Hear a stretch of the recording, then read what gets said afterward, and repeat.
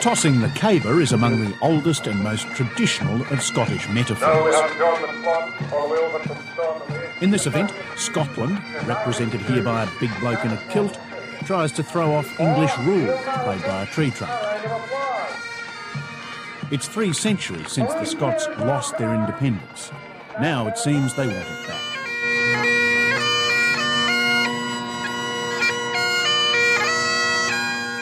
Most Scots owe little to the Highland image which has launched 1,000 shortbread tins. Those high tower blocks were built about 1970 to rehouse the people of Gorbals. For a start, most of them live in big cities. On the left, Buchanan Street, one of our major shopping areas. The dome at the bottom on the right marks Fraser's department store, the most beautiful traditional store in the city. As a sporting nation, Scotland is famous for being fucking shite. But tonight, I'm pleased to welcome one of the foremost exponents of the growing art of Scottish karate, Bill McHavoc. Good evening, Bill. All right, son. Indeed. Now, Bill, Scottish karate, I understand that kicking is important. That's right, son. Your Japanese karate goes way at the top with the kicking. It's far too high. But it's not the idea to kick your opponent in the stomach. Aye, but you're forgetting one of the fundamentals of Scottish combat. Only take on people who you know you can fucking beat. I would recommend small children, pets, and maybe even people that fell out their wheelchairs. Excellent. Brian Hennigan and Bill Dewar's Useless Guide to Scotland tells you everything you never needed to know. I'm coming up to Scotland next month, and I wondered if I could pack you out for a wee bit of lunch at the New. In Scotland, mocking the English verges on obsession. The English have discovered that through watching a combination of James Bond, Dad's Army and Star Trek, they can put together an authentic Scottish vocabulary. Indeed, with just a few key phrases, it's possible to become a genuine Scottish person. For example, Och aye. oh yes, indeed. The New. No, indeed. Ken. No, indeed. Kenneth. There've always been plenty of Scots who resented English rule, but this time it feels different, even to the Scots. I think that in part of the problem has been in the past that wanting to be Scottish was seen as being synonymous with hating the English.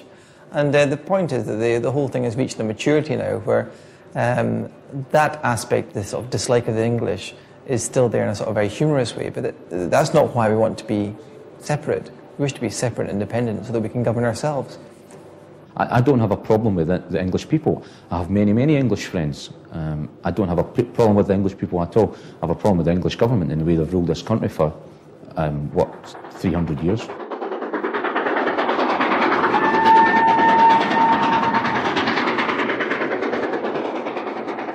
Scotland might not go its own way. There are big financial implications for a start, but that's not what concerns the Scots at present. To outsiders, the Scottish identity seems rooted in the past. I wonder if Scots feel the same way. And why are Scots from so many different backgrounds riding the independence train? The Isle of Skye, over the sea too, Bonnie Prince Charlie and all that.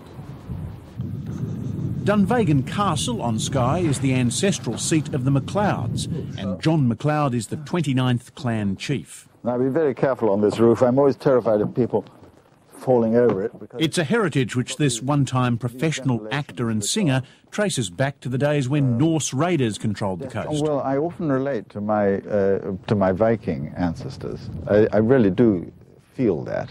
These days, there's not a lot of call for pillaging, although, like his forebears, he has a full-time job keeping a roof on the castle. As soon as I succeeded, and I had to, this roof had dry rot right through it. In 7 years of being put down, it was a new roof at the end of the 1950s, and I repaired it in 1966, 67. The unvarnished history of the MacLeods includes its less principled side. He was a very wicked man. I mean, he was known as the wicked man. Yeah. And he was a really wicked man. Over the centuries, they've sided with the English, either when it suited them or because they had little choice. Soldiers of fortune, some, they helped build the British Empire.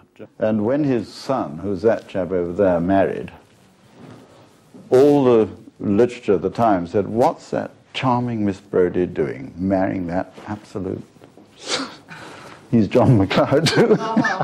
This John McLeod plays occasional tour guide in his own castle, just to stop the thing falling into the sea. It's the only castle in Scotland that's still got its family and its roof, ever since recorded time. Even though the roof is in bad state of repair, and so it's a family, but... The fortunes of the McLeods have certainly waxed and waned over the generations of English rule.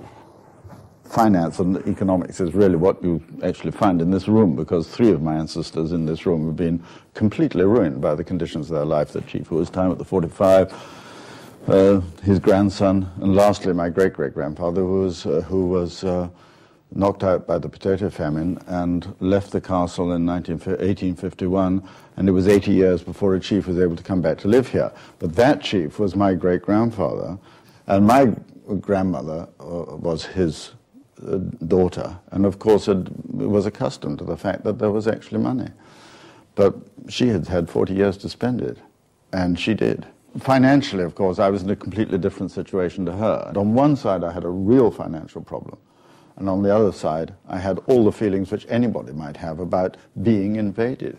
Which means turning your castle into one of Scotland's leading tourist attractions. Was, what hours do we actually are opening in the winter? Because I've had somebody... So why does this Eton-educated MacLeod with his English accent believe in Scottish independence? Yeah. It is a question of feeling, I think, more than anything else. And I feel myself to be Scottish to the extent that when I was a boy, even in the train, in the sleeper, I always knew when I crossed the border from England into Scotland or Scotland into England, I always felt that, and still do, that in England I am in a foreign country. But what do people mean when they say they feel Scottish? And how do the Scots differ from anyone else? The Scottish people differ from other species in one respect. While other nations might make love, enjoy sexual relations or commit bodily to one another, Scottish people simply mate, often for life. Now this may, or it may not involve shagging. there are 2 courtship procedures. One short and one long. Now, ladies and gentlemen, the short courtship procedure. Hey, doll, do you fancy a dance? No, thanks. You fucking whore. And now the long courtship procedure. Hey, doll, do you fancy a dance? No, thanks. How no? I'm out with my pals tonight. You fucking lesbian. I think that it's difficult to put a timescale on. I think that we'll probably be independent in the next 10 to 15 years. I don't think it's going to happen overnight, but it will happen eventually. I think in the 70s and 80s, devolution was being pushed along, and independence being pushed along by a select few. Now there's actually a general consensus among a wide spectrum of Scottish opinion that the time is right now, and it's simply a matter of it will come, not a matter of if, but when. If there's to be a tartan revolution, there'll be no shortage of ammunition. Few countries can have done more to merchandise a national image. This is Millennium. Millennium. Long after the power of the Highland chiefs had been smashed, it was the weavers of the Scottish lowlands who helped create the tartan tradition we know today. This was done for the Olympic Games in '96. And they're still at it. There's even a Princess of Wales tartan. Of course, Scotsmen do wear kilts. You just have to know where to look. The Highland Games are a kilt spotter's dream. This is my first time in Sutherland, sober. Highland Games seem to be part sport, part vaudeville. These games were opened by a man who appears to be wearing the uniform of the 3rd Battalion, the Queen's own Highland ice cream salesman. The Highland Games are an extraordinary window into an age and way of life which has all but disappeared. Throwing the big weight over the pole. And Brian, do you know how that actually developed? No, how did it happen, Bill? Well, of course, in medieval times when Scotland was at war with England, Yes. they had to block up the doors in the houses. You see, so there was no access from the ground. So Of course. the fish and chip meals that were brought back from the chip shops Yes. had to be thrown in through the upper windows. Oh, I see. And sometimes they were of considerable weight, and that's Yes. how they practised. And of course, that's why you need a big tosser in the family. That's right, there's a few big tossers here today, isn't That's there? right, indeed. This is the gathering of the biggest tossers in the Highlands.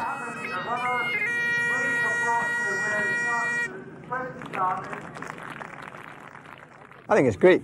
It's an invention, it's contrived, it's cheap, It's colourful, everything that Scottish people generally aren't. And I think that it's fun to be at. I don't care whether it's made up or not. And it's also part of a huge marketing campaign for us to sell loads and loads of tacky souvenirs to the tourists. From Australia, Canada, New Zealand, a lot. We've got them. Hook, line and sinker. My mum's pension depends on it. Exactly. So let's keep up those stereotypes. Yeah. Are we ready? Yes. Right. And smiling. It's true.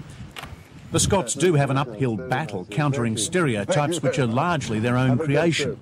People are always wanting to think of you as a historical relic. So people are rather inclined. I often feel that when people expect to see me, they expect to see heather growing out of my ears and all sorts of very strange things, you know. And I don't feel at all like that. I feel very much part of this century going into the millennium, and what is going to happen in the millennium as far as this place is concerned. It's going to stay alive. I mean, in legal terms, we own goodness knows how many acres. I mean, legally, I still own the Coolins.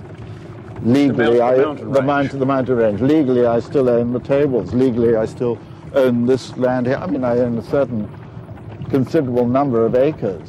Don't own the seals, though. No, I don't, but I own the land they lie on. If Scotland has been plagued by too many negative images in the past, what, I asked John McLeod, was so valuable about the clan tradition he believes in perpetuating? I love it when I think that the people don't obey their political superiors, or at least, you know, in the clan system, the chief was supposed to be able to guarantee his clan, but of course he never could. So what is the essence of the clan tradition? Well, I don't know what the essence is, except it always seems to me that I have great relationships with people who know what it is to live in a tribal environment. A tribal environment. Perhaps that helps explain the kilt's universal appeal. Once outlawed by the English, these days the kilt is worn by wannabe Scots from Texas to Tokyo. There's clearly more to Scottish identity than a pile of pleated tartan. But why independence? Are the people who live on Scotland's run-down housing estates going to notice a difference if Scotland goes it alone? Everything that's happened up till now has been a failure. Be it politics from whatever side of the track, be it Labour or Conservative. And I think that having our independence will in effect give people a good reason to think that their own people will take care of them more than in the past. This is very, very far from London, and the English government don't really care about the people who live here and the problems that they're encountering on a day-to-day basis. We are independent-minded people, and we do not like interference from government at all. But if there's going to be any government, we'd much rather be governed, really, from Scotland than from Westminster. I do believe that's true. Next year, Scots will get their own parliament with limited powers. Many believe that will kill off the independence movement. So far, it's simply sharpened appetites for a complete break. For me, Scotland has always been and always will be a different country. A country that had a different language, different currency even, different legal system, a different educational system. And different values. That's the important thing about our cultural identity. We have different values from England. And the common links that unite the different viewpoints of, say, the Scottish working class, Scottish middle class, Scottish upper class, are actually quite a strong link in terms of making us Scottish. There's much more uniting us than there is dividing us. Many Scots have prospered through the 3 centuries of union with England. Now, as Scottish identity reasserts itself, there's a feeling that being tied to the English is holding Scotland back. Scotland has never had any problems with Europe. The English, on the other hand, I think have genuinely had a problem, and still do have a problem, with people who are not themselves, who are Europeans. If there's one reason why I would be keen on Scottish independence, is because I want not to be represented in Europe by people who think like the English do. Is the debate that's going on in Scotland at the moment about its future a sensible, level-headed sort of debate? Insofar as Scots can be sensible and level-headed, I would say yes. But when all's said and done, aren't the Scots just like the rest of us? The Scottish character can be summed up in its whisky. A Highland is quite smooth, the Islay is quite rough and textured, and the Lowland is quite refined. And that together with the Scottish character. But what one of these is mine, Brian? No, you're missing the point, Bill. The Highland is smooth, the Islay is rough and textured, and the Lowland is quite refined. Yeah, I don't really give a damn. What one is mine? I'm wasting my time here.